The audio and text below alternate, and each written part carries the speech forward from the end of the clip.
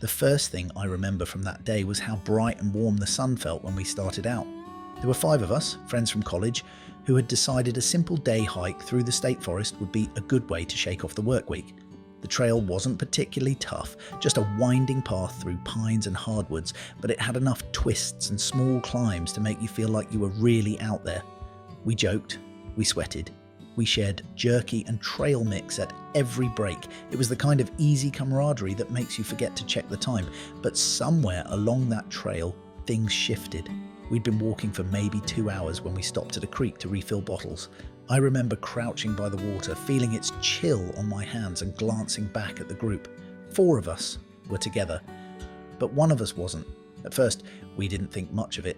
Maybe he'd stopped back down the trail to tie a bootlace, or wandered into the brush for a quick bathroom break. We waited, called his name.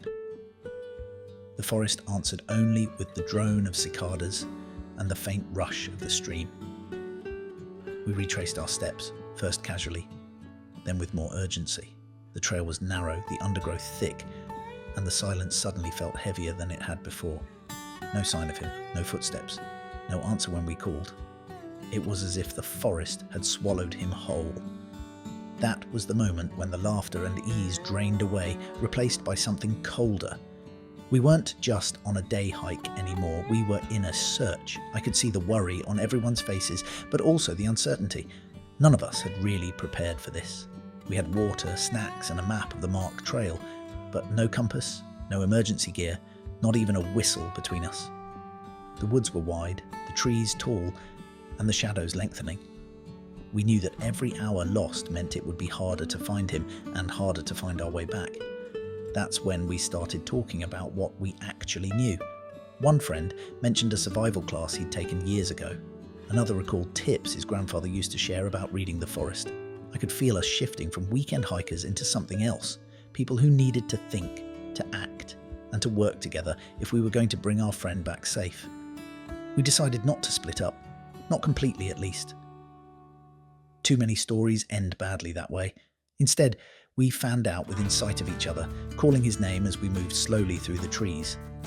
Every so often, one of us would clap loudly, a signal to draw the others back if the line spread too wide. The forest swallowed most of the sound. That was when I realised how big it truly was, how easy it would be to vanish, without a trace. After an hour, we still had no luck. Then one of us spotted something, a scuffed boot print in a patch of soft dirt. It wasn't sharp, but it pointed off the main trail, angling toward a dense stand of pines. Our missing friend must have stepped off, maybe chasing a bird or looking for a shortcut. We followed, marking the trunks with small breaks in the bark so we wouldn't get lost ourselves. I remembered reading once that a simple breadcrumb trail could save your life if you had to backtrack, and right then, that simple tip felt like gold. The pines grew close, the ground soft, with needles that muted our footsteps. A squirrel chattered overhead, branches swaying as if scolding us for intruding. That's when we came upon the first real challenge, a narrow ravine, maybe 10 feet deep with a trickle of water at the bottom. It wasn't wide, but it was steep enough that a slip could mean a twisted ankle, or worse. We huddled, debating. One of us suggested climbing down carefully and then up the other side. Another thought it would be smarter to look for a crossing upstream. In the end, we compromised. 2 of us stayed put, 2 went to scout. While waiting, I noticed something else. The light was dimmer now, though it wasn't quite evening yet. The trees here were denser, taller, and the undergrowth tangled. It was a different world than the sunny trail where we'd started. For the first time, I felt a prickle of unease, not just for our friend, but for us. If night came, and we were still wandering, none of us had the right gear to make camp. No tarps, no fire starter, just the snacks in our packs and the clothes on our backs. The scouts came back with good news. A fallen tree stretched across the ravine like a natural bridge. It wasn't wide, but it was sturdy enough. We crossed one at a time, arms out, hearts pounding, the trickle of water echoing below. On the far side, we picked up the boot prints again. He was still ahead of us. That gave us a jolt of energy, fear and hope mixed together. As we pressed on, one friend pointed out something small but important: the way moss grew on the north side of most trees, a natural compass. Another showed how the sun's angle could still give us a sense of direction even under the canopy. Little things we'd never thought to notice before now became lifelines. The forest hadn't changed, but the way we looked at it had. And so we went deeper, following the signs, hearts set on finding the one who had gone missing. We'd been moving for nearly another hour when the forest finally gave us something back, a sound. At first it was faint, just a rustle that could have been anything: deer, wind, even our own footsteps echoing strangely. But then came something sharper, a cry. It was muffled, carried on the breeze, but unmistakably human. Every one of us froze, our eyes snapping toward the sound. We shouted his name and listened hard. For a long moment, nothing. Then again, this time clearer, though weak. Relief surged through us, but it was tangled with dread. The voice sounded pained. We pushed forward quickly, trying to follow the echoes. The trees played tricks on us, scattering the sound so it seemed to come from everywhere at once. We fanned out again, but closer, careful not to lose one another. At last we stumbled onto a steep slope where the ground gave way to loose rock. Below, wedged awkwardly between a fallen log and a boulder, was our missing friend. He was sitting up, but one leg was twisted beneath him. Even from where I stood, I could tell something was wrong. His face was pale, damp with sweat, and when he tried to wave, he winced in pain.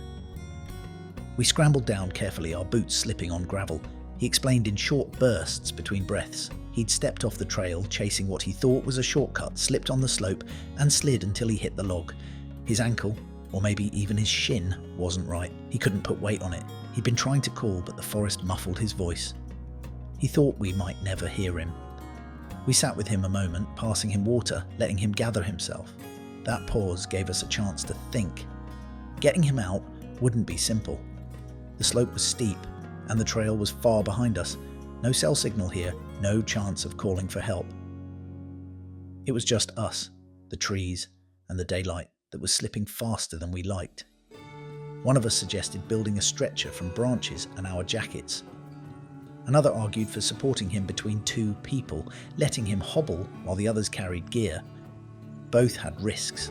Too much jostling could make his injury worse, but wasting time meant losing light. We decided to try the stretcher, figuring we could switch to the other method if it failed. As we worked, snapping branches, knotting sleeves and belts, I couldn't help but marvel at how quickly the mood had shifted. Just hours before, we'd been carefree hikers, joking and tossing trail mix at one another. Now, every move felt like survival, every decision sharp with consequence. The forest was no longer just scenery. It was obstacle, test and witness. When we finally eased him onto the makeshift stretcher, his grimace told us it wasn't comfortable, but it would hold. We looked at each other, 4 pairs of eyes full of worry but also resolve. We had him. He wasn't alone anymore. And now it was on us to get him home. The first few 100 yards were easier than I expected, almost enough to fool us into thinking we'd make it back before nightfall. 2 of us carried the stretcher at a time, while the other 2 scouted the path and cleared branches. We rotated often, trading sweat for sore arms, but even with teamwork, progress was painfully slow. Our friend tried to keep spirits up with half-hearted jokes, though every bump drew a sharp hiss through his teeth. The forest wasn't helping either. Roots clawed across the ground, tangling our boots. Fallen logs forced us to set him down, lift and balance. The slope we'd descended so recklessly now loomed like a wall we had to climb. By the time we reached its base, the light filtering through the canopy had turned orange, and long shadows stretched like warning fingers across the ground. Climbing with the stretcher wasn't possible. We had to rethink. One of us remembered seeing vines strong enough to use as rope, and together we gathered what we could. We tied loops, bracing each other, and hauled our friend carefully up the incline, 2 pulling from above while the others steadied him from below. It took nearly half an hour for what should have been a 2-minute scramble. At the top, we all collapsed in the dirt, chests heaving, sweat burning our eyes. For a moment, none of us spoke. We just listened to the forest breathing around us, That silence broke suddenly with a sound that made every hair on my neck rise, a low, guttural growl drifting from somewhere behind us. It wasn't close, yet, but it was close enough. The woods here had their share of black bears, and while attacks were rare, the thought of meeting one with a helpless friend in tow chilled me. We didn't dare panic. Instead, we gathered quickly, voices low, and agreed to move faster. The stretcher went back up, and we pressed on, ears straining for more sound. Dusk was settling now, the golden light fading into grey. The map said the trail looped back not far from the creek, where we'd first noticed he was missing. If we could reach it before full dark, we might still find our way out. Every step became a battle with fatigue. Shoulders ached, hands blistered, lungs burned. But none of us wanted to stop. Each time one of us faltered, another picked up the slack. It was no longer about comfort, it was about duty, about making sure our friends saw the trailhead again. At one point, we nearly lost the faint track of boot prints we'd been following. The ground grew rocky, and in the fading light, everything blurred. Then, one of us remembered the moss trick, checked the trees, and corrected our course north. Another found a broken branch with fresh splinters pointing the way. Small lessons, small victories, but they piled together like stones across a river, guiding us forward. By the time the sound of rushing water reached us, the creek at last. The forest had turned shadowy and strange, every branch seeming to move in the dim light. Relief washed through us, but so did a sharper awareness. Night was truly upon us. And though we'd made progress, the trailhead was still miles away. We knew then that our test wasn't over, not by a long shot. We reached the creek just as the last streaks of daylight bled away, leaving only a bruised sky and the whisper of water over stones. None of us wanted to admit it, but it was obvious. We weren't getting back to the trailhead that night. Carrying him through the dark with roots, slopes, and maybe even a bear nearby, it would have been foolish. We had to stop, ready or not.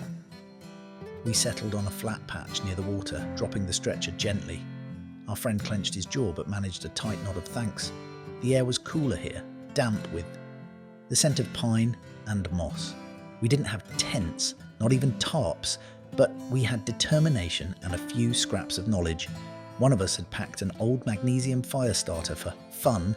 That little tool turned out to be worth its weight in gold. Another remembered that dry twigs could be found under the thick lower branches of spruce, even after rain. Before long, sparks caught, smoke rose, and the small flame grew into a steady fire. We gathered close, not just for warmth, but for the comfort of its glow. Our friend lay propped against a pack, sipping water. Someone tore a shirt into strips to wrap his swollen ankle, crude, but better than nothing. Dinner was the last of the jerky and trail mix, passed hand to hand, each bite chewed slowly to make it last. We spoke little, the crackle of the fire filling the silence, but when words came, they were softer, more serious. We admitted fears, shared small hopes, even laughed a little at how unprepared we'd been. It felt like the forest had stripped us down to the basics. No distractions, just survival and each other. Night in the woods is a living thing. Owls called from unseen perches. Something padded across the leaves in the dark. Maybe deer, maybe not. Every sound felt closer than it was, every shadow deeper. But the fire held the darkness back, and fatigue finally outweighed fear. One by one, we dozed in awkward positions, waking now and then to stoke the flames. Dawn came quietly. First a pale grey, then streaks of orange pushing through the trees. The fire had burned low, but we were still together, still safe. Our friend's ankle was swollen and tender, but he managed a weak smile. "Let's get home," he said, voice rough. And so we did. Daylight made all the difference. The trail revealed itself more easily, and within a few hours we emerged from the forest, sweaty, sore, but whole. At the trailhead, we didn't cheer or collapse. We just stood together, breathing in the relief of safety. No words were needed. Looking back now, what sticks with me isn't the fear, though it was real. It's the way we learned about the forest, about each other, about ourselves. That day taught me that survival isn't just knowing how to light a fire or follow moss on a tree. It's trust. It's carrying the weight when someone else can't. It's keeping the fire alive through the long dark until morning finds you again.